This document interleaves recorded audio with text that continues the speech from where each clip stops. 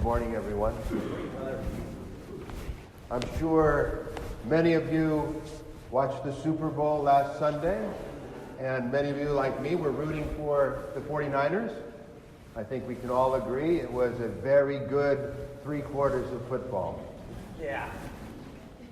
But whether your favorite team wins or loses, the Super Bowl is known to be a showcase for television commercials, new commercials. And one of the commercials that debuted this year was for a car that has self-parking technology. And this smart park technology was demonstrated by 3 people, one of whom was parking his car in a very narrow parking spot. And whereas you and I might say he was going to park the car with Smart Park, they said he's going to pack the car with Smart Pack. It was wicked smart. So they were from Boston, right? They had this strong Bostonian accent. That's one of those iconic accents that when you hear it, you know right away where that person is from who's speaking. And there are others, New Yorkers, Southerners, Londoners, for example, all have very distinctive, identifiable accents. And as I was thinking about that, I thought, well, what about me? Not what kind of accent do I have that identifies me? I have a California accent, which is really no accent at all.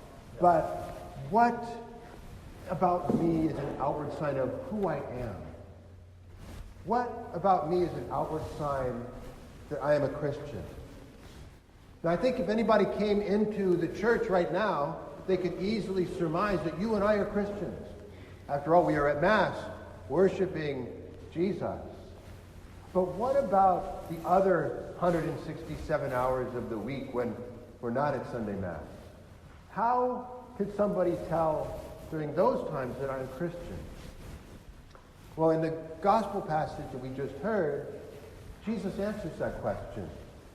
Jesus says, you are the salt of the earth. You are the light of the world. And when he says you, he means you and me and all people who call themselves Christians. So that clears it up, doesn't it? All we have to do is be salt of the earth and light of the world, and we will be known as Christians. But how do we do that exactly? Well, the prophet Isaiah gives us a little clue in our first reading today. Isaiah says, share your bread with the hungry. Shelter the oppressed and the homeless. Clothe the naked when you see them. Do not turn your back on one another. Then your light will break forth like the dawn. That's how we do it. That's how we are salt of the earth and light of the world. That's how we're Christians, by coming to the aid of those in need. And there are so many ways that we can come to the aid of those in need, not the least of which is by supporting the annual diocesan appeal, which begins today. Now, the ADA funds evangelization and outreach in our diocese, also other important programs like seminarian development, deacon formation, other programs that form disciples who in turn go out and serve the needs of those in our community on behalf of the local church. The ADA allows our local church at San Jose to be a beacon of light in Silicon Valley. But as important as it is to support the ADA in whatever way we are able, that is a supplement, not a replacement for Christian love. Jesus tells us that we are the salt of the earth, the light of the world. But salt cannot season if it is not used. Light cannot illuminate if it is not shown. As Christians, we're called to share with others. We're called to help those in need. And we live in an area where there is no shortage of need.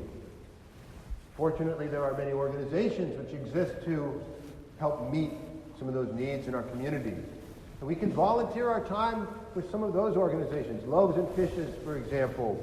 Sacred Heart Community Services, for example. We can volunteer our time with these and other worthy organizations to be salt and light for others. But of course, not everybody has time in their schedule for volunteering. But each of us, as we go about our daily lives, can be salt and light for those whom we encounter by simply showing kindness to others. Whether it is our family members, our co-workers, or men and women on their way to the office, on the street, homeless men and women whom we encounter who may have no place in particular to go. We can take the time to acknowledge them, to greet them, to be present with them, if even only for a moment or two. You know, sometimes I get so caught up in what I'm doing, what I'm thinking about, where I'm going, that I forget how impactful just simple kindness can be for those whom I encounter and for myself. I've been told that one of the most painful things about being homeless is a feeling of invisibility. That people walk right past without noticing or acknowledging. They ignore you. And I have to admit, sometimes it's me that does that. And when I do that, my salt is bland, my light is dim, and I am not recognizable as a Christian. This morning, as we gather together as a community of faith to listen to God's holy word, to be nourished by the precious body and blood of our Lord Jesus, my prayer for all of us today is that as we are salt and light, that we will truly season and illuminate the lives of those whom we encounter today and every day, making it obvious to all that we are Christians.